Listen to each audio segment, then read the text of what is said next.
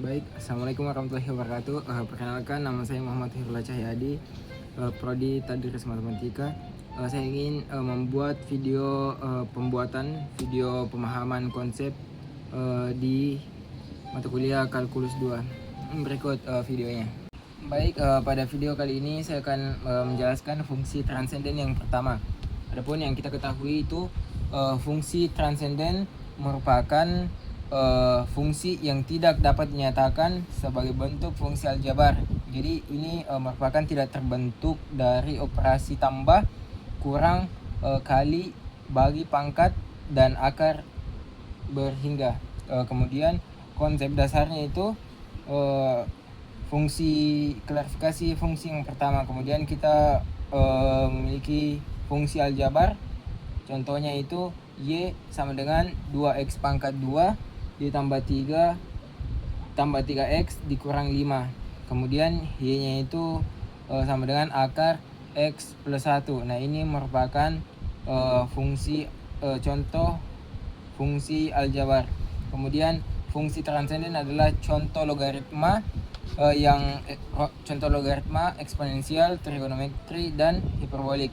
Kemudian pengertiannya dari konsep dasar tersebut merupakan fungsi yang tidak memenuhi persamaan polinomial dengan koefisien yang konstan.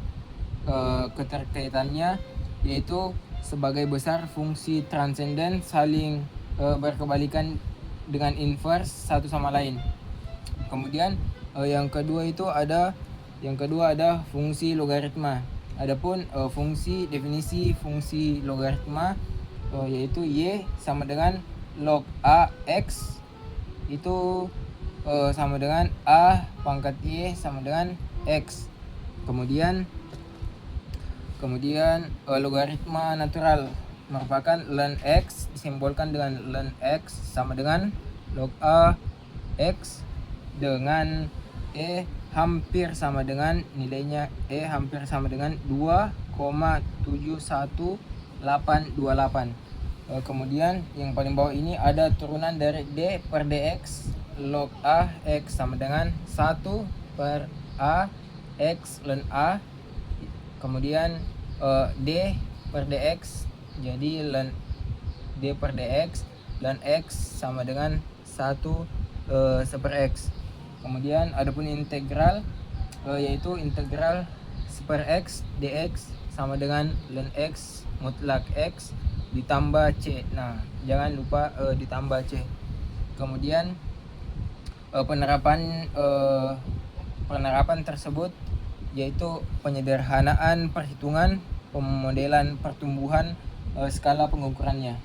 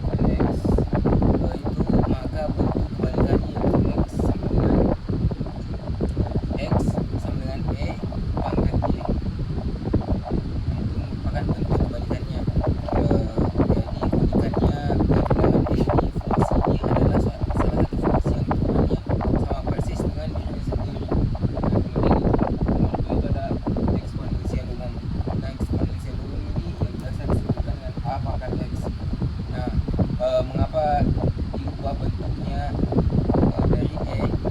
Karena semua eksponen berbaris bilangan positif ada apapun dapat ditulis, dapat diulang menggunakan bilangan E dengan bantuan logaritma. Jadi bentuk logaritmanya itu A pangkat X sama dengan E pangkat X ln A.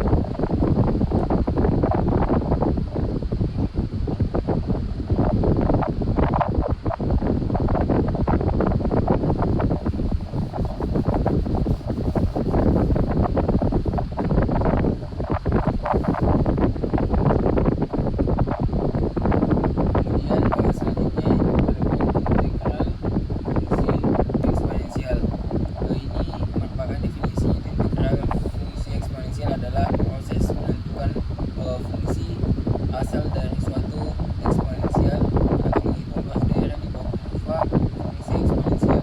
Jadi integral merupakan kebalikan dari turunan.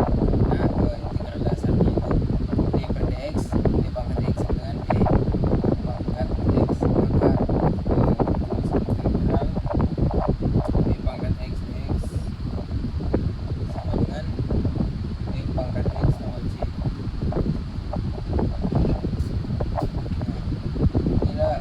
C ini merupakan konstanta integrasi.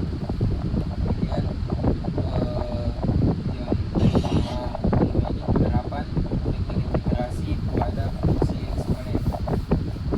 Jadi kenapa harus digunakan eksponen teknik fungsi tersebut? Ya karena kita menggunakan ketika dapat fungsi lain dalam eksponensial. Contohnya integral dx pangkat dx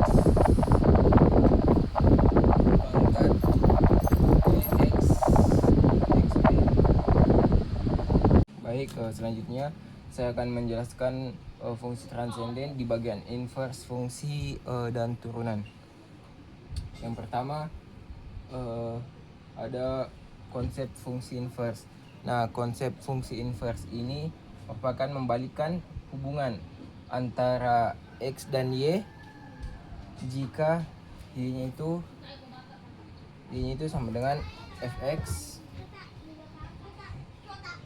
maka inverse-nya itu kita bisa tulis sama dengan x sama dengan f min 1. Nah, ini merupakan inverse dari y, atau kita juga bisa tulis y sama dengan f min 1x. Nah, ini merupakan konsep fungsi inverse. Kemudian selanjutnya hubungan fungsi inverse dengan fungsi asal. Nah, ini merupakan grafiknya simetris terhadap garis y sama dengan x1.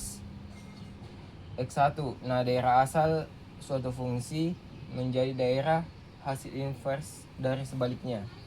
Kemudian yang nomor 3 itu ada hubungan fungsi inverse dengan turunan. Nah, itu hubungannya jika y bisa kita tulis dengan jika y sama dengan fx itu memiliki inverse, kan inverse-nya x sama dengan f min 1y. Nah, maka berubah jadi dx per dy sama dengan 1 per dy per dx. Nah, ini merupakan hubungan fungsi inverse dengan turunan. Kemudian yang keempat pembentukan rumus turunan fungsi inverse. Nah, ini pembentukan rumus turunannya yaitu f min 1 aksen y sama dengan 1 per f aksen x. Nah, inilah bentuk pembentukan rumus turunan fungsi inverse. Tadi yang pertama itu konsep inverse itu bisa kita tuliskan dengan y sama dengan fx dengan x sama dengan f inverse pangkatnya itu min 1 inverse y, atau y sama dengan f inverse x. Nah, itu bisa kita tulis seperti ini. Kemudian tadi keduanya itu hubungan antara fungsi inverse dengan daerah asal, yaitu berhubungan dengan grafik simetrisnya yaitu y tadi sama dengan x. Nah, itu tadi yang kayak seperti di sini contohnya. Nah, kalau pembentukan rumus turunan fungsi inverse itu bisa ditulis dengan f min 1 aksen y sama dengan 1 per f aksen x. Nah, inilah inverse fungsi dari dan turunan. Nah, selanjutnya saya akan menjelaskan di bagian E itu fungsi trigonometri. Nah, fungsi trigonometri ini yang fungsi sinus itu yang biasa ditulis y sama dengan sin x. Nah, ini sin merupakan singkatan dari sinus. Nah, kalau fungsi kosinus itu biasa disimbolkan dengan dituliskan dengan y sama dengan cos x. Nah, seperti ini. Kemudian kalau fungsi tangan itu biasa disimbolkan dengan y sama dengan tan x. Nah, ini baca tangan. Tangan itu sama dengan sin x per cos x. Nah, kemudian turunan fungsi trigonometri itu biasa ditulis d per dx sin x. Nah, itu nilainya sama dengan cos x. Nah, kemudian biasa juga d per dx cos x sama dengan min sin x. Nah, seperti ini. Kalau integral fungsi trigonometri itu biasa ditulis. Nah, kalau integral fungsi trigonometri itu bisa ditulis integral sin x.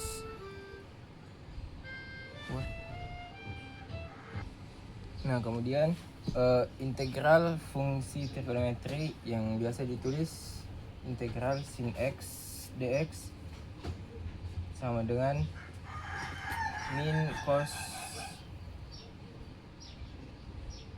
cos x tambah c. Bisa juga integral cos x dx sama dengan sin x tambah c. Nah, bisa juga ada juga integral secant kuadrat x dx sama dengan tan x tambah c. Nah, baik, sebelum saya menjelaskan video fungsi trigonometri, yaitu fungsi trigonometri pengertian dasarnya itu mengapa disebut fungsi trigonometri, karena awalnya didefinisikan dari hubungan sisi pada segitiga siku-siku. Seiring berjalannya berkembangnya matematika, definisi diperluas, sudut apapun pada lingkaran satuan seperti sinus, kosinus, tangan.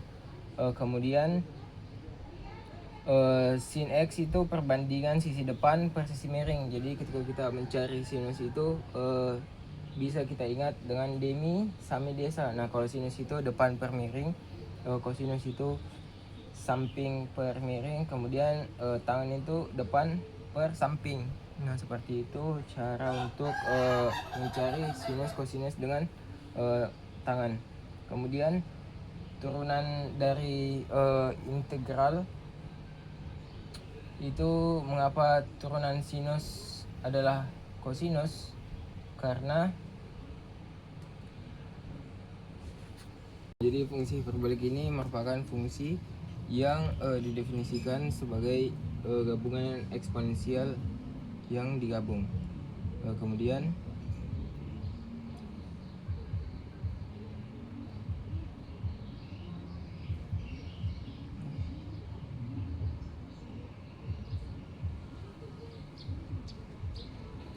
nah, fungsi hiperbolik merupakan didefinisikan sebagai gabungan eksponensial. Jadi e pangkat x itu dengan e pangkat min x itu digabungkan, jadi sebagai gabungan eksponensial. Kemudian sinus hiperbolik x sama dengan e pangkat x dikurang e pangkat min x per 2. Ini merupakan rumus dari sinus hiperbolik x. Kemudian cos hiperbolik x sama dengan e pangkat x ditambah e pangkat min x per 2. Nah, kalau tangan hiperbolik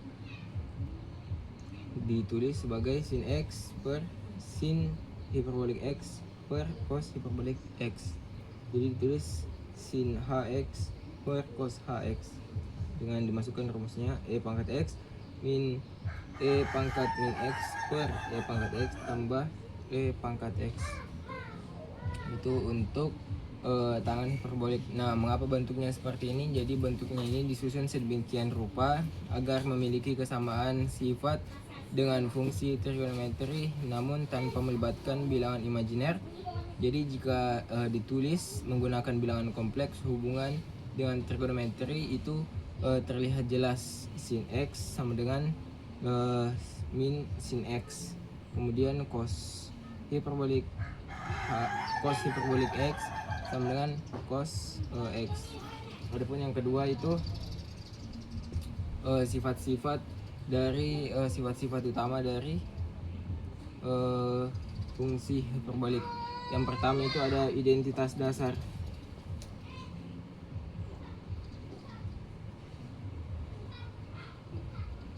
Nah, identitas dasar ini yang perbedaannya hanya tanda minus, sedangkan trigonometri itu tanda tambah.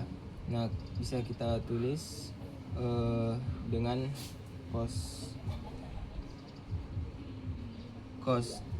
h kuadrat x dikurang sin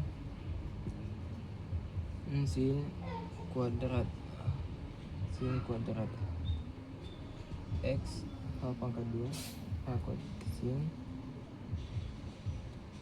x sama dengan 1. Nah, perbedaannya hanya ada minus, sedangkan trigonometri tanda tambah. Kemudian sifat-sifat ganjil genapnya itu kalau sin h min x itu jadi min sin h x yang bersifat ganjil.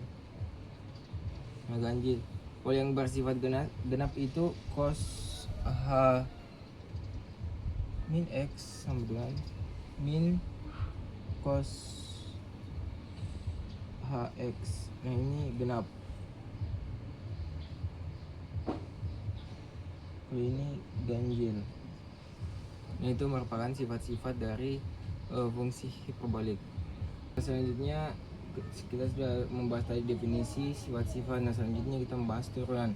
Jadi turunan fungsi hiperbolik karena didefinisikan lewat eksponensial, turunannya sangat sederhana. Jadi turunan sinus hiperbolik yaitu d per dx sin h x sama dengan d per dx buka kurung pangkat x tadi dikurang pangkat min x per 2. Jadi pangkat x ditambah pangkat min x per 2 sama dengan cos hx. Nah, ini turunan sinus hiperbolik. Nah, kalau turunan kosinus hiperbolik itu bisa ditulis dengan d per dx cos h x sama dengan d per dx buka kurung pangkat x tambah pangkat min x per 2 sama dengan pangkat x dikurang pangkat min x per 2. Itu merupakan sin hiperbolik x. Nah, kemudian ini tidak ada tanda negatif dari perbedaan utama dengan kosinus biasa. Kalau turunan tangan hiperbolik itu ditulis dengan d per dx tan tangan hiperbolik x tan hx sama dengan secant h kuadrat x sama dengan 1 dikurang 1 min tan h kuadrat x yang merupakan turunan fungsi hiperbolik.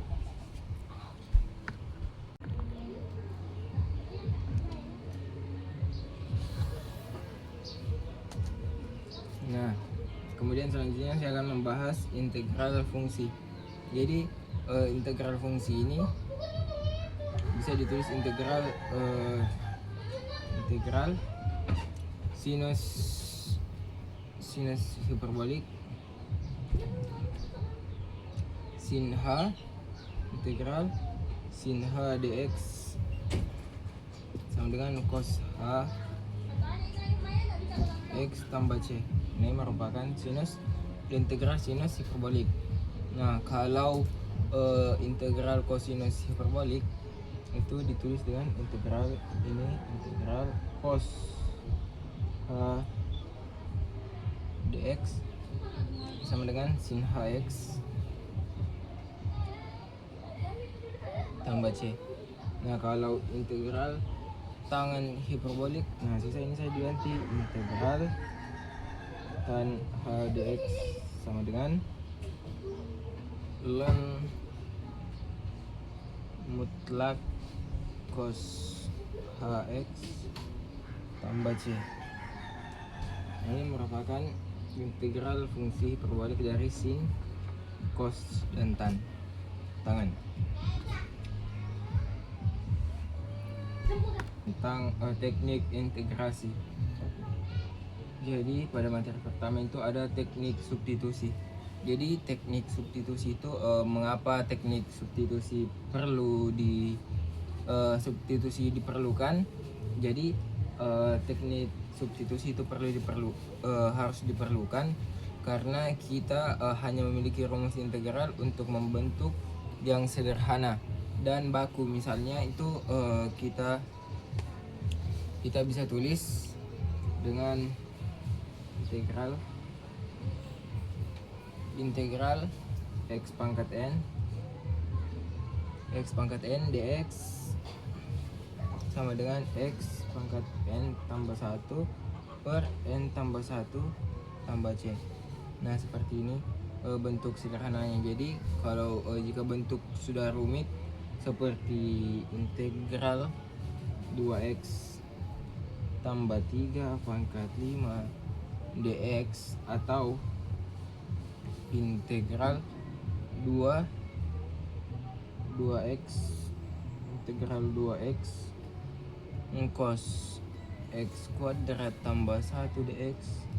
Nah, ini kita tidak bisa langsung menerapkan rumus baku.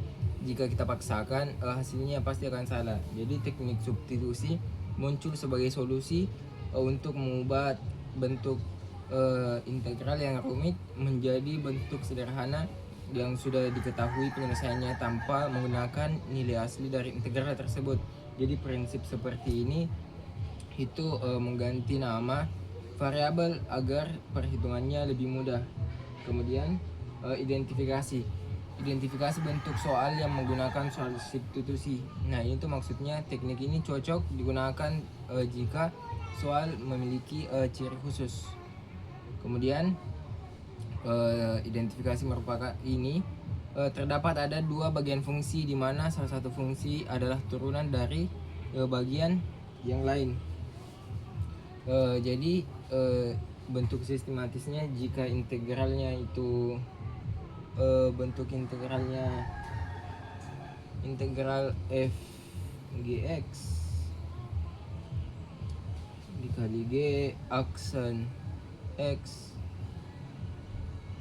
dx. Nah, maka sangat cocok sekali diselesaikan dengan substitusi.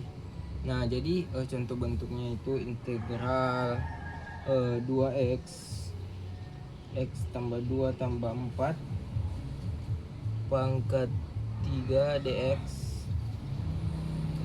Ini kan 2x adalah turunan dari x pangkat 2 tambah 4, itu 2x. Nah, kemudian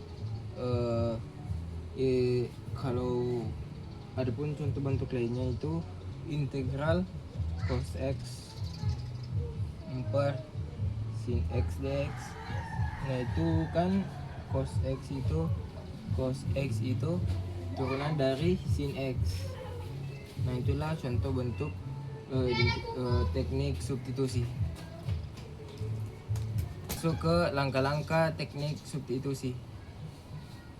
Nah, kalau langkah-langkah teknik substitusi itu yang pertama tentukan fungsi pengganti. Jadi pilih bagian yang paling rumit sebagai variabel baru, misalnya u sama dengan gx.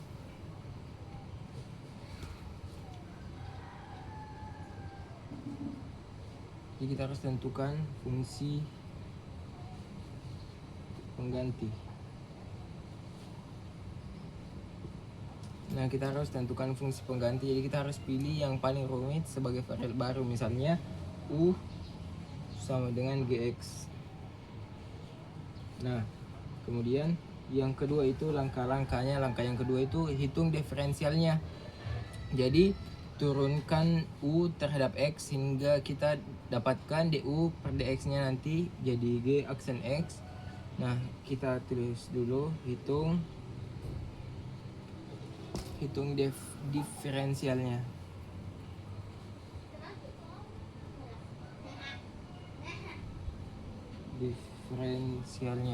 Nah, ketika sudah dihitung diferensialnya, kita turunkan terhadap U. Nah, caranya sehingga U-nya terhadap X, kita akan dapatkan DU per DX nya itu jadi G aksen X dx. Nah, menjadi DU sehingga integral yang hanya mendukung variabel U. Jadi langkah ketiganya itu tukar semua variabel yang mengganti GX. Jadi GX itu diganti jadi U. Kemudian kita integralkan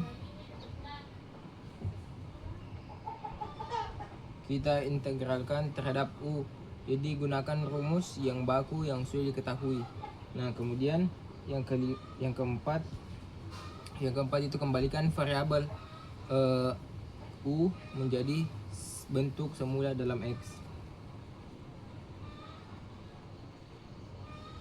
Nah, kita kan harus mengembalikan variabel ke yang sudah diubah tadi. Nah, contohnya.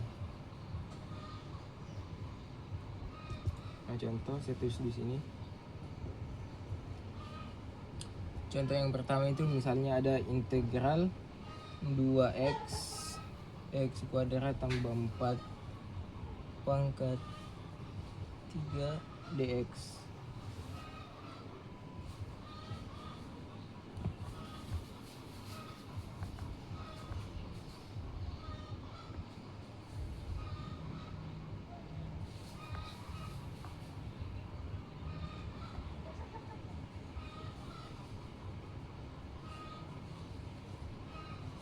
Nah, misalnya U sama dengan X pangkat 2 tambah 4 itu DU sama dengan DX 2X DX. Nah, kemudian berubah menjadi integral U pangkat 3 DU sama dengan 1/4 U pangkat 4 tambah C. Nah, kemudian kita seperti yang keempat tadi kembalikan.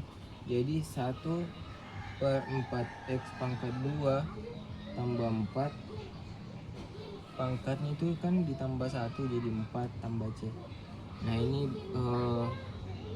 langkah-langkah untuk teknik substitusi. Kemudian yang keempat itu ada implementasi hasil. Nah, caranya untuk kita mengimplementasi hasil itu secara sistematis. Hasil yang didapatkan setara dengan fungsi asal yang diturunkan sesuai definisi integral sebagai operasi kebalikan turunan.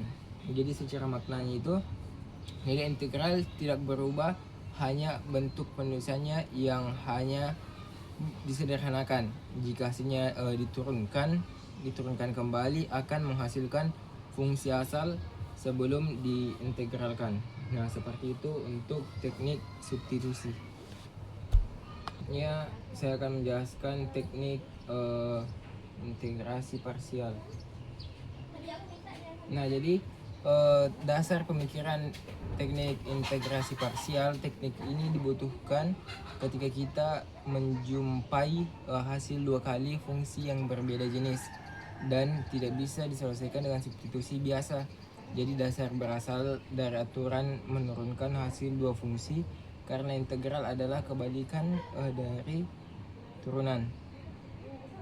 Kemudian penurunan rumus parsial. Jadi penurunan rumus parsial dimulai dari rumus turunan hasil kali yang bisa kita tulis dengan D per dx U dikali V sama dengan U dikali dv per dx ditambah v du per dx. Nah, seperti ini. Kemudian jika kedua ruas diintegralkan terhadap x, jadi integral d per dx w uv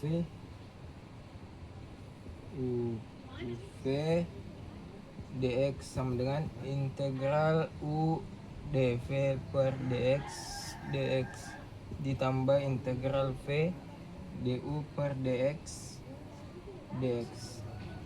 Nah, ketika sederhanakan ruas kiri menjadi u v sama dengan integral u dv tambah integral v du.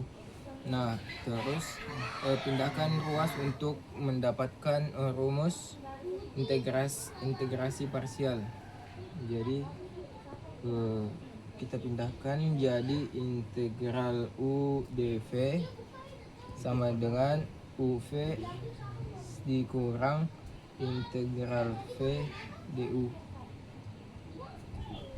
Nah, seperti ini. Mengapa rumusnya seperti ini? Jadi tujuannya adalah mengubah integral u dv yang sulit menjadi bentuk integral v du yang lebih mudah untuk dihitung. Kemudian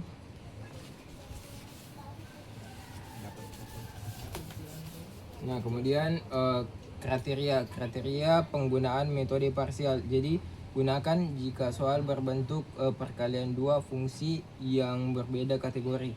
Misalnya aljabar dengan eksponensial. Nah, ini bentuk perkalian dua fungsi yang berbeda kategori. Jadi bisa juga aljabar dengan trigonometri. Nah, kemudian bisa juga logaritma dengan fungsi apapun itu, misalnya fungsi apapun itu. Kemudian bisa juga integral trigonometri dengan fungsi apapun.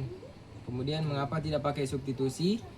Karena pada kasus ini satu fungsi bukan turunan dari fungsi yang lain sehingga tidak bisa diubah menjadi bentuk sederhana.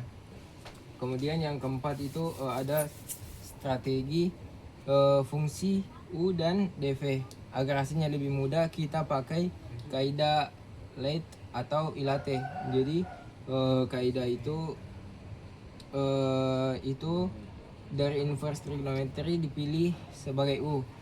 Kemudian logaritma itu dipilih sebagai u. Contohnya itu inverse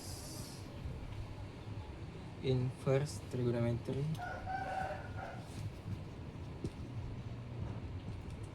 Inverse trigonometri dipilih sebagai u. Nah, mengapa urutannya demikian? Karena fungsi dari awal urutan lebih mudah diturunkan sebagai sederhana hasilnya, sedangkan fungsi di akhir lebih mudah diintegralkan. Jadi tujuannya agar integral u v du menjadi bentuk paling sederhana. Jadi itulah penjelasan tadi mengenai teknik integrasi parsial. Nah, baik, selanjutnya saya akan menjelaskan fungsi trigonometri. Baik, pada fungsi trigonometri yang pertama itu integral fungsi dari sinus dan kosinus. Baik, kalau rumus dasarnya itu integral sin x dx sama dengan min cos x plus c. Jadi rumus dasar. Nah, baik, selanjutnya saya akan menjelaskan fungsi trigonometri. Baik, pada fungsi trigonometri yang pertama itu integral fungsi dari sinus dan kosinus. Baik, kalau rumus dasarnya itu integral sin x dx sama dengan min cos x plus c. Jadi rumus dasar.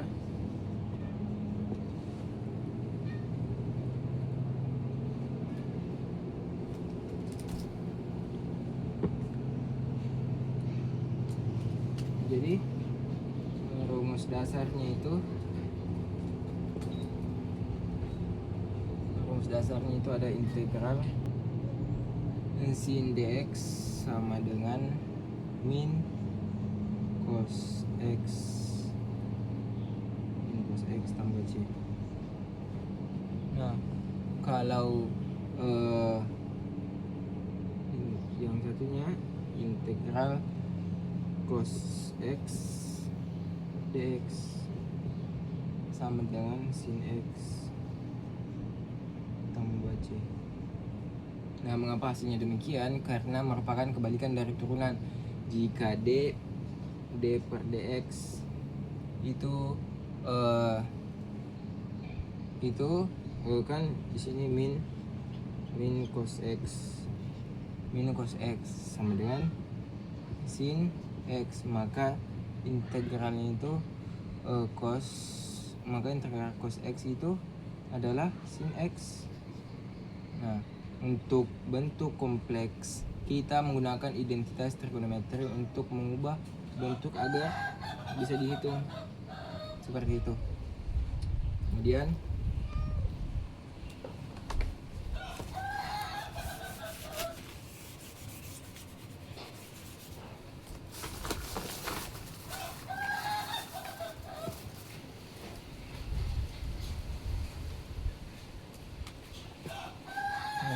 integral fungsi tangan dengan secant. Jadi integral tangan yaitu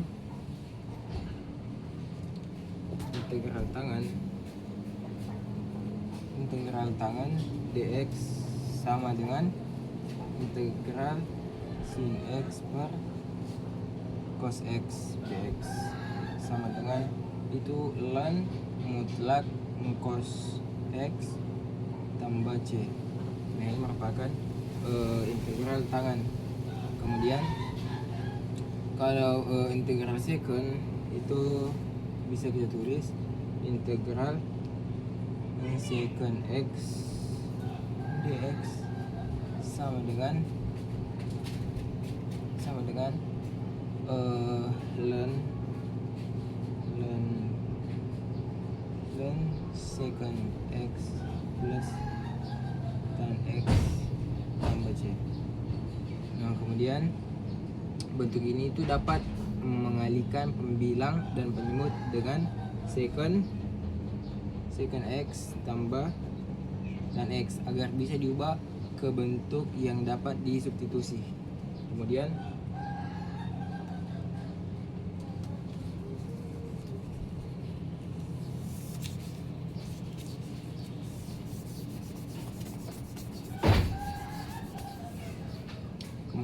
integral pangkat ganjil. Nah, kalau integral pangkat ganjil itu jika pangkatnya itu anggaplah sin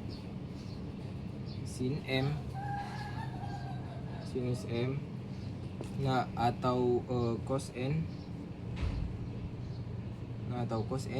bernilai ganjil. Jadi kita harus pisahkan satu faktor sebagai turunan. Jadi contohnya itu sin pangkat 2 x sama dengan 1 min cos kuadrat x atau cos kuadrat x sama dengan 1 min sin kuadrat x. Nah, mengapa cara yang demikian? Agar kita dapat mendapatkan bentuk yang bisa disubstitusi. Contohnya integral sin pangkat 3x dx sama dengan integral sin pangkat 2x dikali sin x dx sama dengan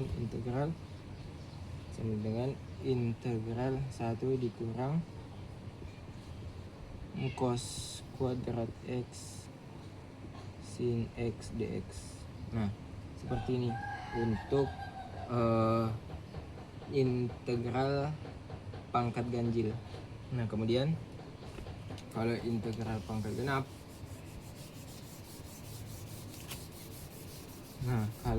integral pangkat genap itu jika pangkatnya genap tidak bisa memisahkan seperti cara yang seperti saya tulis tadi. Jadi solusinya pakai rumus sudut ganda. Jadi rumus sudut ganda itu sin kuadrat X sama dengan 1 dikurang cos 2x per 2, atau cos kuadrat X sama dengan 1 ditambah cos 2x per 2. Nah, mengapa harusnya demikian rumusnya? Untuk menurunkan pangkat menjadi 1 sehingga bentuk kembali ke rumus dasar integral sinus dengan kosinus. Adapun yang terakhir itu strategi klarifikasi bentuk soal. Nah, kalau strategi dalam bentuk soal itu, yang pertama kita harus cek pangkatnya. Kemudian ketika kita cek pangkatnya, ganjil, kalau ganjil kita gunakan pemisah faktor dan substitusi. Pemisah faktor dan substitusi. Nah, kalau yang kedua itu jika hasilnya sinus atau kosinus dengan sudut berbeda, gunakan rumus perkalian dan menjadi penjumlahan. Jadi ketika hasilnya sinus atau kosinus, kita menggunakan rumus perkalian dan penjumlahan.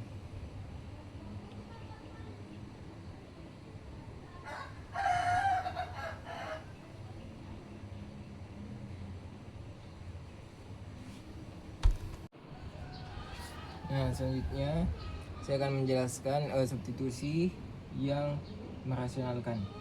Jadi yang pertama itu ada konsep dasar, konsep akar dalam integral. Jadi konsep akar dalam integral ini bentuk akar. Nah, bentuk akar itu yang kayak begini. Nah, ini merupakan bentuk akar. Ini akar kuadrat, akar pangkat 2, ini akar pangkat 3, kali ini akar pangkat 4, dan seterusnya. Kemudian disebut bentuk irasional dan sulit diintegralkan secara langsung karena tidak memiliki rumus baku. Jadi integral ini merupakan kesulitan pada integral. Jadi ketika kita mengerjakan fungsi yang ada akarnya itu merupakan sulit untuk diselesaikan karena tidak memiliki rumus baku. Tujuan teknik ini menghilangkan tanda akar itu agar bentuknya menjadi rasional atau pecahan biasa yang lebih mudah untuk dihitung. Nah, kedua ada strategi yang merasionalkan bentuk akar. Nah, seperti apa? Itu prinsip utamanya buat substitusi sehingga akar hilang sepenuhnya. Jadi jika ada bentuk akar, misalnya akar A X tambah B, misalkan ini tuh di permisalan dengan U. Jadi itu kita cara menghilangkan akarnya itu dipermisalkan dengan U. Jadi ketika nanti sudah diselesaikan itu sudah dikasih kembali nilai U pada bentuk akar tersebut. Jadi setelah disubstitusi, bentuk akar akan hilang dan merubah bentuk fungsi polinomial atau pecahan rasional. Nah, terus yang ketiga itu bentuk substitusi khusus. Nah, jadi bentuk substitusi khusus ini untuk akar mengandung variabel kuadrat, kita pakai substitusi trigonometri agar identitasnya bisa menghilangkan akar.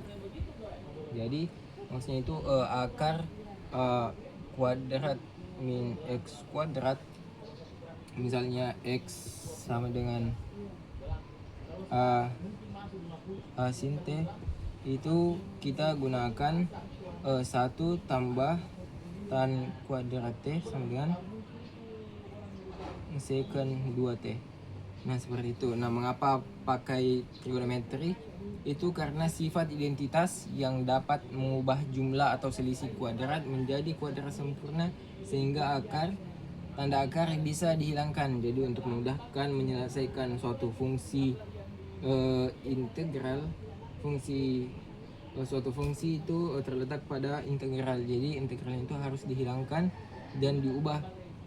Kemudian yang terakhir ada implementasi khusus. Jadi implementasi ini, teknik ini sangat berguna untuk menghitung besaran yang berkaitan dengan kurva melengkung. Misalnya panjang busur kurva. Nah, kemudian kedua itu luas bidang lengkung. Luas bidang lengkung. Terus yang ketiga itu ada isi benda putar. Nah, ini merupakan implementasi. Jadi teknik ini digunakan untuk menghitung besaran yang berkaitan dengan kurva melengkung. Nah, seperti misalnya panjang busur kurva, luas bidang melengkung, dan isi benda putar. Nah, baik, yang terakhir itu ada dekomposisi pecahan parsial. Yang pertama itu ada fungsi konsep rasional. Jadi fungsi rasional adalah fungsi yang berbentuk pecahan polinomial yang bentuknya pecahan nomial seperti fx sama dengan p dan kurung x dengan qx. Nah, ini merupakan bentuk pecahan polinomial dengan px dan qx itu adalah polinomial. Syaratnya derajat pembilang itu px harus lebih kecil. Jadi px itu harus lebih kecil dari derajat penyebutnya yaitu qx. Nah, jika tidak dilakukan pembagian bersusun terlebih dahulu. Nah, jadi syaratnya itu harus ini px-nya itu atau derajat pembilang itu lebih kecil dari derajat penyebutnya yaitu qx. Nah, kemudian yang kedua itu pecahan parsial sederhana. Pecahan parsial sederhana itu teknik ini adalah membalik proses penjumlahan pecahan. Jadi kita bisa menjumlahkan dari contohnya 1 per x tambah 1 per x tambah 1 itu menjadi 2x tambah 1 per x tambah 1. Nah, itu dihasilkan dari x 1 dikali x. Nah, kan itu x, kemudian 1 kali 1 kan 1. Jadi ini 2x kemudian x kali 1. Nah, jadi kita akan kembalikan menjadi 1x tambah 1 per x tambah 1.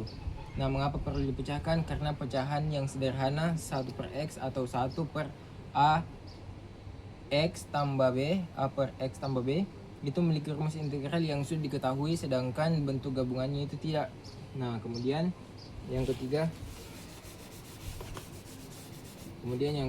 itu faktor ini sudah.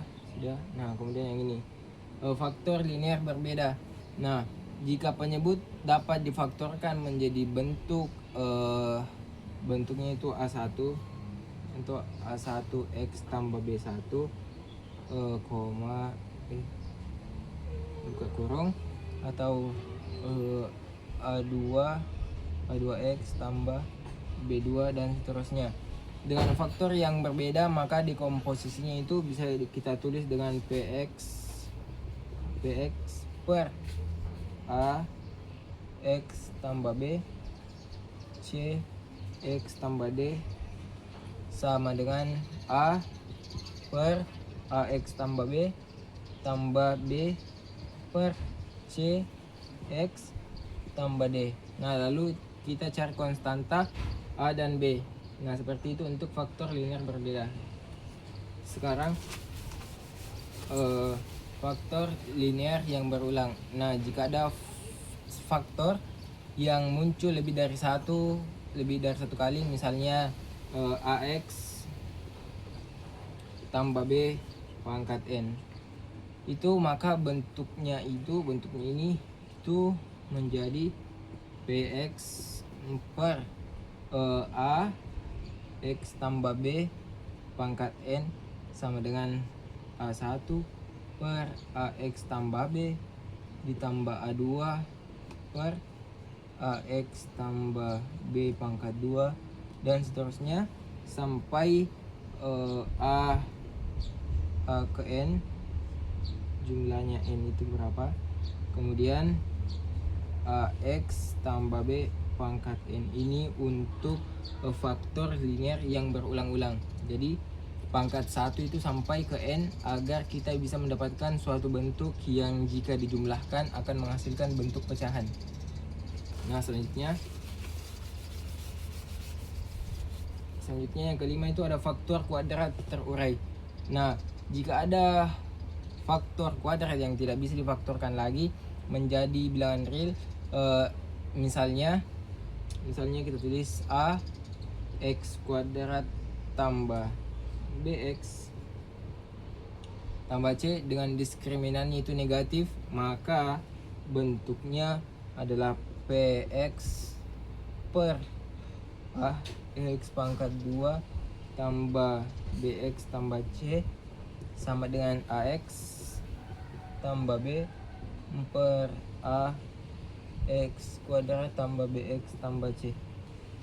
Nah, ini untuk faktor kuadrat tak terurai. Nah, mengapa pembilangnya berbentuk linear? Karena derajat pembilang harus selalu satu tingkat lebih rendah dari derajat penyebut. Yang penyebut berderajat 2, maka pembilang berderajat paling tinggi itu adalah 1. Nah, kemudian yang terakhir itu ada strategi dekomposisi dan integrasinya. Nah, langkah lengkapnya itu yang pertama kita harus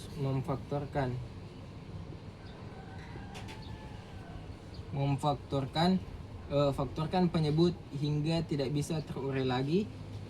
Kemudian yang kedua itu tentukan dekomposisi sesuai jenis faktor. Jadi kita harus tentukan dekomposisi sesuai jenis faktor. Yang ketiga, kita harus mencari nilai konstanta yang belum diketahui.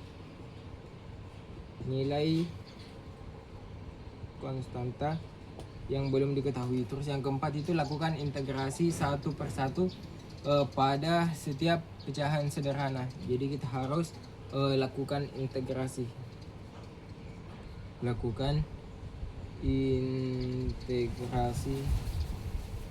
Satu per satu. Nah, kita harus melakukan integrasi satu persatu. Baik, seperti itulah tadi video prawas dari saya yang menjelaskan tentang fungsi transenden dengan teknik integrasi. Mohon maaf bila ada kesalahan. Wabillahi taufiq wal hidayah. Assalamualaikum warahmatullahi wabarakatuh.